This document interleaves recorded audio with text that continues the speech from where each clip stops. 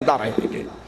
آج ماں نے یہ پٹی پڑھا کے بھیجا تھا، بیٹو یا تم اس دھرتی پہ رہنا یا محمد علیہ السلام کے گستاخ کو زندہ چھوڑنا۔ چچا آج اس کے قتل کے بغیر ہم گھر نہیں لوٹنے والے۔ عبد الرحمن کہتے ہیں مجھے ابو جہل چلتا ہوا نظر آیا کفار کی صفوں میں نے کہا بھتیجو جس دشمن کی تلاش میں تھے وہ سامنے ہے۔ یہ دونوں بچے ایسے لپکے جیسے تیر کمان سے نکلتا ہے اور اپنی تلواروں سے اس کو لہو لہان کر ڈالا اور تلواریں لے کر دوڑتے ہوئے رسول اللہ صلی اللہ علیہ وسلم کے پاس پہنچے۔ ایک آواز لگا رہا ہے اللہ کے نبی آپ کے دشمن کو میں نے قتل کیا، دوسرا کہتا ہے اللہ کے نبی آپ کے دشمن کو میں نے قتل کیا۔ نبی دیکھتے ہیں دونوں کی ہی تلواروں پہ خون لگا ہے، کہا تم دونوں نے ہی قتل کیا۔ مسلمانوں کی کیفیت، مسلمانوں کا طرز عمل، مسلمانوں کا سلوک نبی کے گستاخ کے ساتھ یہ ہوا کرتا ہے۔ اور آقا علیہ السلام مکہ کو فتح کرتے ہیں، معافیوں کی بہاریں ہیں، جو آ رہا ہے معاف کر رہے ہیں، لیکن اپنے گستاخ کے بارے میں نبی اس دن بھی جس دن رحمت سیلاب کی طرح برس رہی تھی، بہ رہی تھی، اس دن بھی آقا کہتے ہیں 6 آدمیوں کا نام لے کر ان وجدتموہم تحت استار الکعبہ فاقتلوہم، ارے یہ میں ان کے نام لے رہا ہوں، اگر یہ تمہیں کعبے کے پردے کے پیچھے چھپے ہوئے ملے تو وہاں بھی قتل کر دینا۔ اسلام گستاخ رسول سے صرف معافی پسند نہیں کرتے، برداشت نہیں کرتے کہ آج نبی کی توہین کی ہے تو معافی کر لو، معافی مانگ لو جی ہم سے غلطی ہوگی۔ اور جب مسلمان کمزور ہوں، نبی کے دشمن سے انتقام نہ لے سکیں تو پھر یاد رکھو اس وقت رب اپنے نبی کے دشمن سے انتقام لیا کرتا ہے۔ صحابہ جنگ کے لیے کفار کے سامنے آتے ہیں، حضرت حسان رضی اللہ عنہ وارضہ روایت فرماتے ہیں کفار کی فوج میں سے ایک کافر آگے بڑھتا ہے اور رسول اللہ صلی اللہ علیہ وسلم کو گالیاں دینا شروع کر دیتا ہے۔ حضرت حسان باہر نکلتے ہیں اور کہتے ہیں اے میرے نبی کی توہین کرنے والے، میرا نام حسان ہے، میری ماں کا یہ نام ہے، میرے باپ کا یہ نام ہے، میں فلاں قبیلے سے ہوں، تو میرے رسول کو گالیاں نہ دے، مجھے گالیاں دے لے، میں اپنی توہین کو برداشت کر لوں گا لیکن میں رسول کی گستاخی کو برداشت نہیں کر سکتا۔ اس نے مزید گالیاں دی، صحابی نے پھر منع کیا، اس نے پھر گالیاں دی۔ اب وہ کافروں کی فوج کے سامنے کھڑا ہے، ابھی مارکے کا آغاز نہیں ہوا لیکن یہ محب رسول توہین رسالت کو برداشت نہ کر سکا، تلوار لی اس کافر کی طرف دوڑے، وہ کافر اپنی فوج کے اندر گھسا، یہ فوج کے ہجوم کو منتشر کرتے ہوئے اس پر حملہ کرتے ہیں، کافر اس صحابی کو گھیر کے شہید کر دیتے ہیں۔ رسول اللہ صلی اللہ علیہ وسلم اعلان فرماتے ہیں اعجبتم من رجل نصر اللہ ورسولہ، تم اس آدمی پر تعجب کرتے ہو جس نے اللہ اور اس کے رسول کی مدد کی ہے۔ یہ رسول کی مدد میں، یہ رسول کی نصرت میں، یہ آپ کے دشمن کو مارنے کی کوشش میں بھاگنے والا اللہ کے دربار میں شہادت پا جاتا۔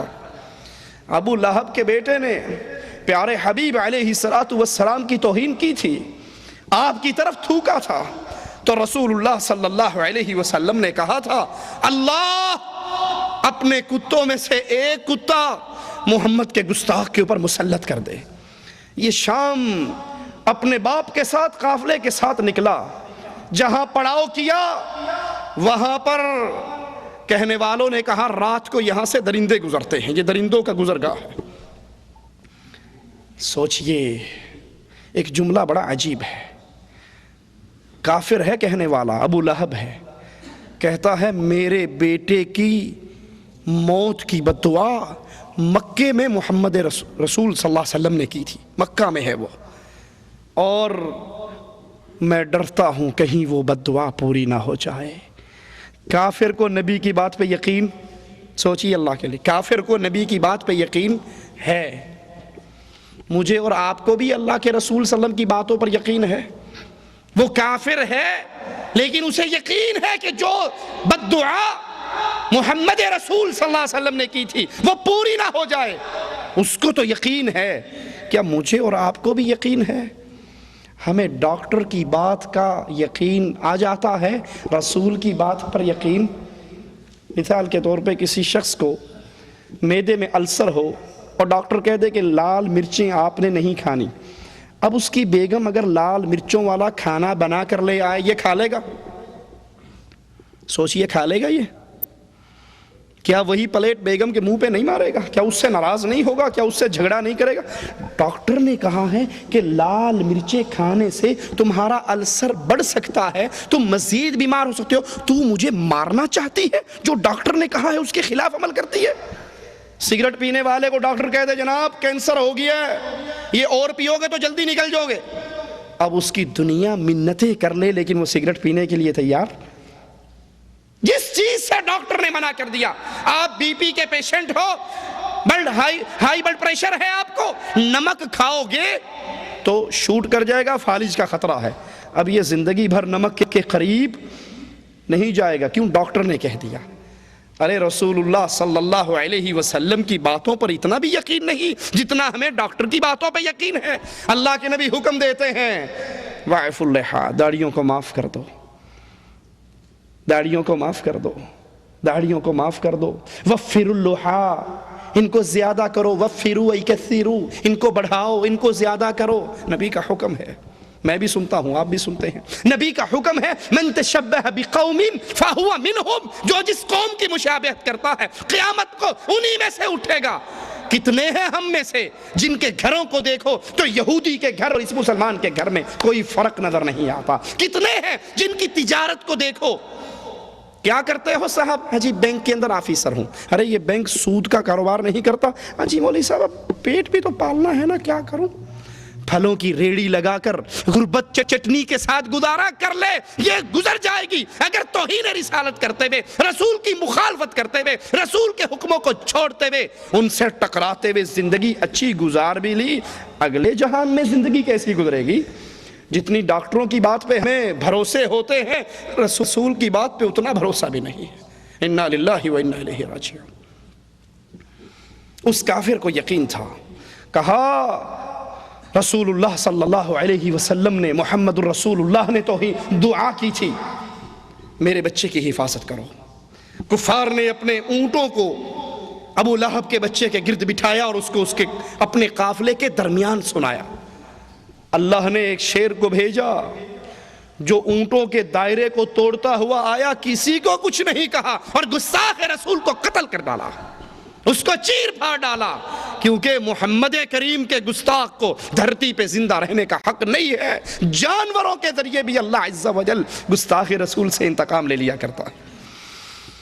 ایک شخص مسلمان ہوتا ہے، عیسائیوں سے اللہ کے نبی کا کاتب بن جاتا ہے، آپ کے لیے وحی لکھتا ہے، پھر مرتد ہو جاتا ہے اور عیسائیوں میں جا کر کہتا ہے رسول اللہ صلی اللہ علیہ وسلم کو کچھ نہیں پتا سوائے ان باتوں کے جو میں نے لکھ کر اس کو بتائی ہے، اور کچھ نہیں جانتا، جو میں لکھ کر دیتا رہا وہی پڑھ پڑھ کے لوگوں کو سناتا ہے اور کچھ نہیں جانتا۔ یہ مر جاتا ہے، قبر میں دفن کیا جاتا ہے، یہ دھرتی یہ زمین بھی گستاخ رسول کو برداشت نہیں کرتی۔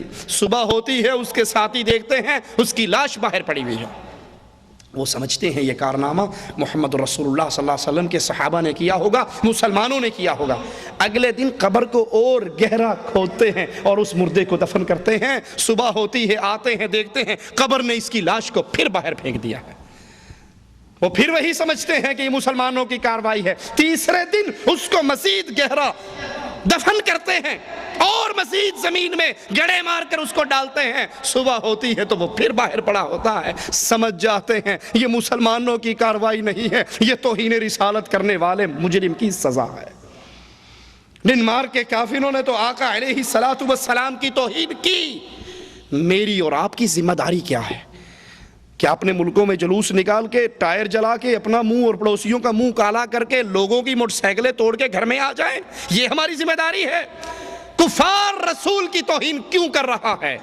تاکہ مسلمانوں کا رشتہ اپنے رسول سے کمزور ہو جائے، یہ اپنے رسول سے دور ہٹ جائیں، یہ رسول کی تعلیمات سے دور ہٹ جائیں۔ کافر آپ کو جتنا رسول اللہ کی تعلیمات سے دور ہٹاتا ہے، آپ کی ذمہ داری ہے اتنا ہی اپنے رسول سے اپنے رشتے کو مضبوط کر لو۔ نبی کی سیرت کو پڑھو، نبی کی صورت جیسی صورت بناؤ، نبی جیسی زندگی اپناؤ۔ شادی کرنے